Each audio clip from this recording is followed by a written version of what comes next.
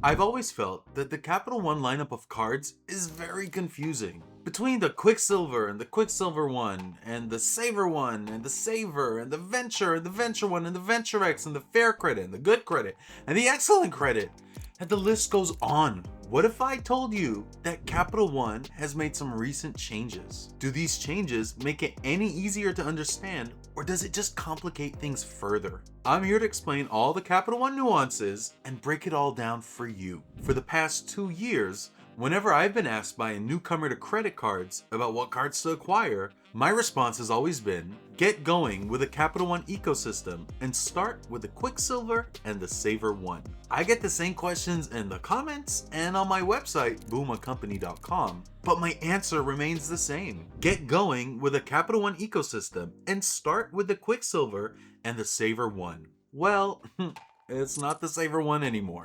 It's been rebranded as the Savor Rewards, but it's not the Savor Rewards that was discontinued back in July. Confused?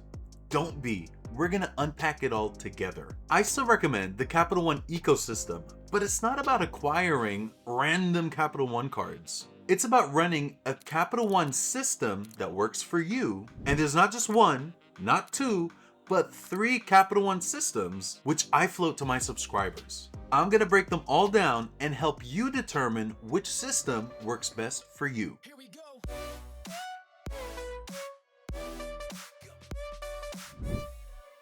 For those new to the channel, I'm Richard Debs from RSquared Travel Rewards, and I'm an avid traveler. If you're watching this, you find Capital One cards to be confusing, so go ahead and subscribe to see how I navigate Capital One and then use their miles to enable this travel habit of mine. To fully understand the Capital One lineup of cards and their systems, we're going to cover these 4 areas. Number 1, the very popular Quicksilver card. I'm still rocking the old design, but I'm going to get the new one soon. Number 2, the rebranded Savor Rewards card. Again, this is the old design. Number 3, the Venture lineup of cards. And number 4, the 3 Capital One personas, which drives which Capital One system you should target. As a reminder, if you're interested in any of the cards in this video, please be sure to visit my website, boomacompany.com, to explore the card offers. I am always appreciative of anyone who uses the RSquared referral links. Alright, let's start with a detailed breakdown. Number 1, the Quicksilver lineup.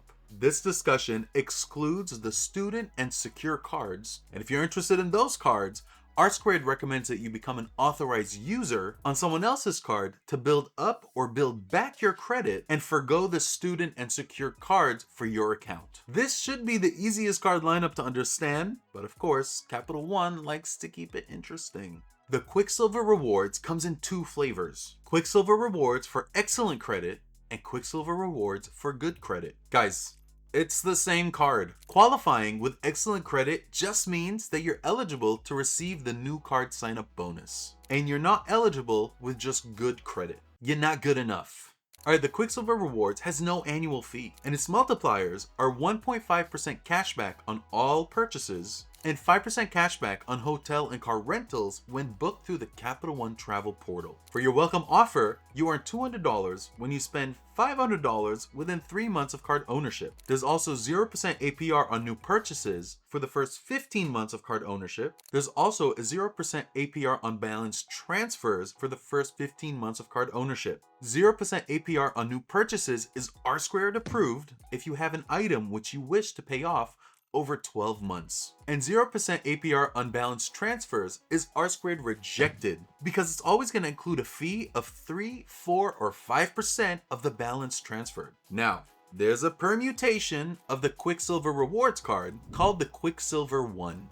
If you qualify with fair credit, the Quicksilver One is what's going to be offered to you. I suggest that you reject this card and go with the authorized user route until you can qualify in either the good or excellent credit categories. Else, you're going to have to pay an annual fee of $39 for a card which offers identical benefits to the Quicksilver Rewards card and doesn't have a sign-up bonus. Guys, it rubs me the wrong way that I can enjoy a $0 annual fee card while someone else has to pay $39 for the same exact card.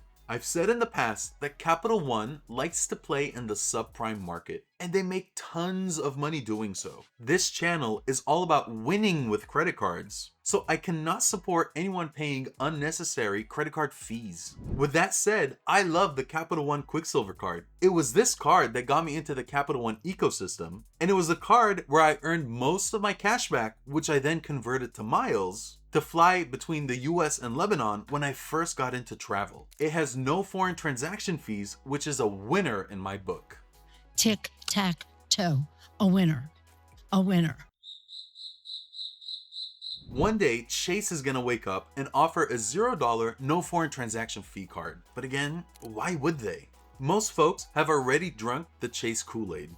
However, you newcomers to credit, don't you dare pay any fees. You should be able to travel abroad with a credit card that has no annual fee and no foreign transaction fees. This allows you to continue earning points and miles even while abroad. Alright, next up is the Savor line of cards. Before we jump in, I want to point out that this Savor Rewards card is not the new Savor Rewards card. This one was discontinued to new applicants back in July. It offered the same multipliers as the old Savor 1 card, except in the following categories. It offered 4% cashback in dining, entertainment, and popular streaming, which included cable. Some folks considered the old Savor 1 card as a viable challenger to the Amex Gold card, but I've always felt that the old Savor Rewards card was a much better contender. The old Savor Rewards card had an annual fee of $95. Those who still own the old Savor Rewards card are able to retain the card with its benefits along with its $95 annual fee. So similar to the Quicksilver, I'm excluding the student variant of this card, and again would direct such students to become authorized users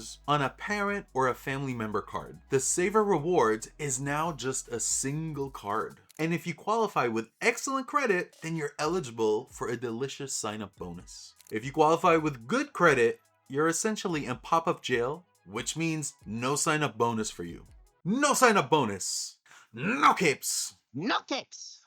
So the Savor Rewards card has no annual fee. It earns 3% cash back on groceries, dining, entertainment, and popular streaming. You also earn 8% cash back on Capital One Entertainment booked through the Capital One Entertainment portal. You earn 5% cash back on hotels and car rentals booked through the Capital One Travel portal. And then you earn 1% cash back on all other purchases. There's a current and temporary welcome offer where you get to earn $250 when you spend $500 within 3 months of card ownership. There's also 0% APR on new purchases for the first 15 months of card ownership, and 0% APR on balance transfers for the first 15 months of card ownership. 0% APR on new purchases is RSquared approved if you have an item which you wish to pay off over the course of 12 months. 0% APR on balance transfers is RSquared rejected because it's always going to include a 3, 4, or 5% fee on the balance that was transferred. Guys, the Savor Rewards is an outstanding card. I can't fault it in any way. Frankly, I don't understand how Capital One is able to pull it off. Actually, I do. Capital One plays in the subprime market, where they're betting that many of their card holders are going to trip up, meaning that they're going to carry a balance, be late on their payments, and end up paying fees and interest. It sounds pretty evil, right? It's because it is. Banks are evil. Guys, that's not the only reason I say banks are evil. They charge 29% interest on your balance. They can charge under 10%, but they actively choose 29%. And we then celebrate when they give us 4% on our high yield savings account. So it's a sad situation when those who are not on top of managing their credit are subsidizing the benefits that the rest of us card holders get to enjoy. You're watching this channel, so you'll always adhere to the RSquared principle number 2 of always paying your statement balance in full each month. This is a free card and they're giving away $250 on a spending requirement of $500 within the first 3 months of owning the card. Don't all rush out to get the card, but if you do, be sure to use my referral link in the description or on my website, boomacompany.com. Number 3, the Venture lineup. The Venture lineup is made up of 3 cards. The Capital One Venture one, which has a $0 annual fee, the Capital One Venture, which has a $95 annual fee, and the Capital One Venture X, which has a $395 annual fee. Let's start with Adventure 1. Its multipliers are 1.25 miles earned per dollar on all your purchases. This 1.25 multiplier is light, but there is a case for it, which I'll get into when we discuss the Capital One personas. And 5 miles earned per dollar on hotels and car rentals when booking through the Capital One travel portal. Now, the welcome offer for those who have excellent credit is 20,000 bonus miles once you spend $500 on purchases within your first 3 months of card ownership. Now, the multipliers on the Venture card are 2 miles earned per dollar on all your purchases, which makes it a pretty nice catch-all card, and 5 miles earned per dollar on hotels, cars, and vacation rentals when booked through the Capital One travel portal. For credits, there's a $120 global entry and TSA pre-check credit, so this card puts back $25 in your pocket each year. There's also Lifestyle Collections.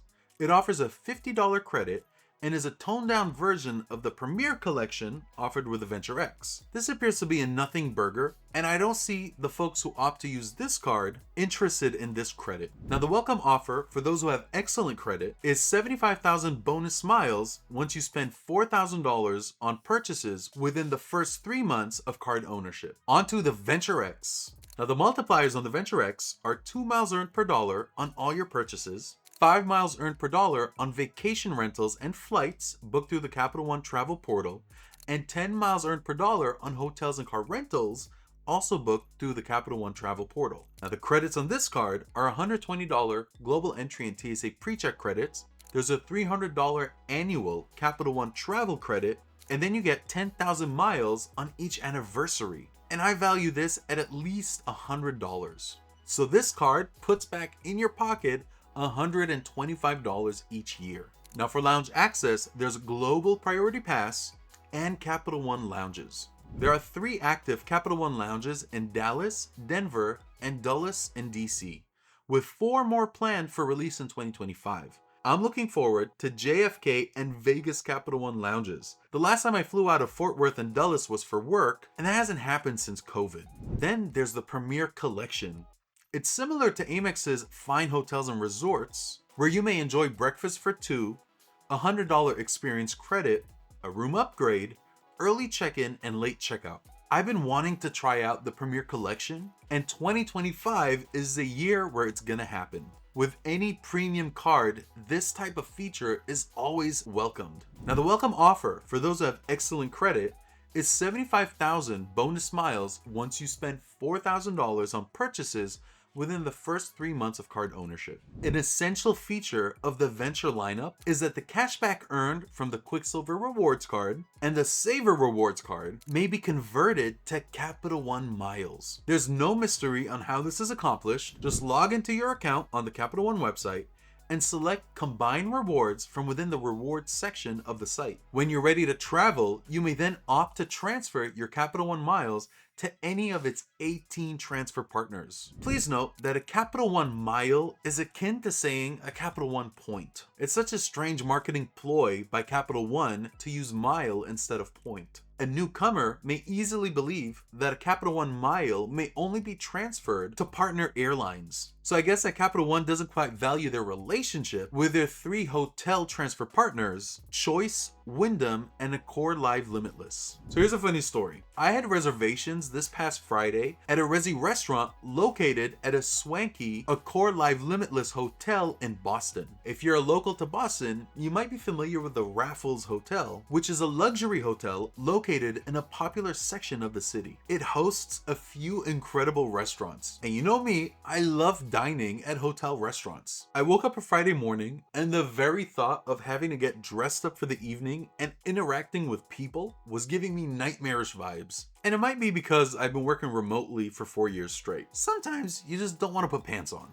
So I quickly got on the phone and pushed my reservations out. But not to worry, in my next Resi video, you will see me using 5 credit cards to pay for a single dinner at this high-end restaurant. This might be the month where they tell me to get up and leave and never come back. All right, section 4, Capital One personas and their setups. Now that we've broken down all the cards, let's talk about you. There are essentially 3 personas of Capital One credit card users. Which persona are you? That's going to determine the right system that works for you. The first persona is the newcomer or the anti-fee persona. This persona is that individual who's too early in the game to pay credit card fees, or that person who just refuses to pay credit card fees, and there's no shame in that. To satisfy this persona, I recommend these 3 Capital One cards: the Quicksilver Rewards card, the Savor Rewards card, and the Venture one. This 3-card setup positions the Quicksilver Rewards card and the Savor Rewards card as very good earner cards, and then taps into the Venture one's power of converting cash back into miles, and then transferring them out to Capital One's 18 transfer partners. Next is the Saver persona. This persona is that individual who wishes to save money on annual fees and save time waiting at airports.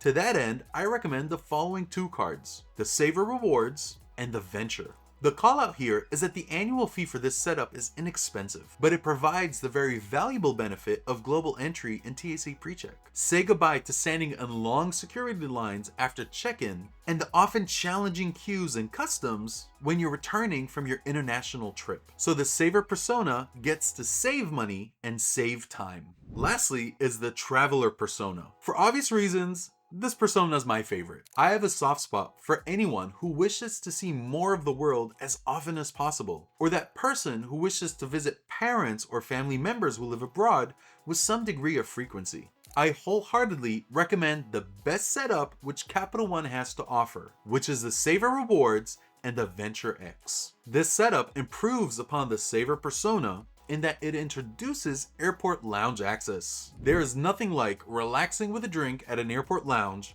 or enjoying a nice meal and perhaps a shower on a layover sandwiched between 2 long legs of an international trip. The fact that Capital One gives back $300 in travel credits and 10,000 Capital One miles each anniversary makes this a no-brainer card for the traveler. I recommend that if you don't qualify for the excellent versions of these cards, which all come with welcome offers, please first address your credit issues, which might mean waiting a bit longer before applying again. Remember, we're playing the long game. So all 3 personas include some level of travel, because here at RSquared Travel Rewards, we believe that everyone should participate in some form of cultural exchange. Cultural exchange doesn't have to mean exiting the US, because travel within the US affords us the opportunity to meet folks from all walks of life in various states. You know, break down some barriers here and there. The subscriber who correctly picked the semi-final and final winners of the RSquared Premium Credit Card Challenge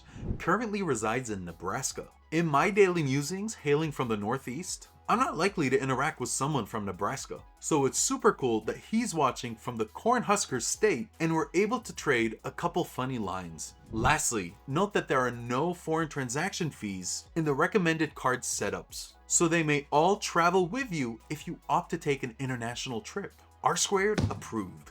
Thank you for watching until the end. Since you've gotten this far, it only makes sense to like, share, and subscribe to this channel and become a member to help give it some visibility.